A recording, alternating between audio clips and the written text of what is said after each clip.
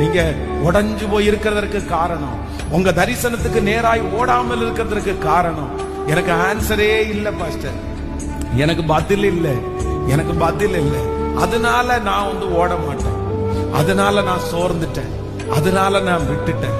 ஆண்டவர் ஏதாவது ஒண்ணுக்கு எனக்கு பதில் தரட்டும், எனக்கு இந்த காரியத்துல பதில் தரட்டும்.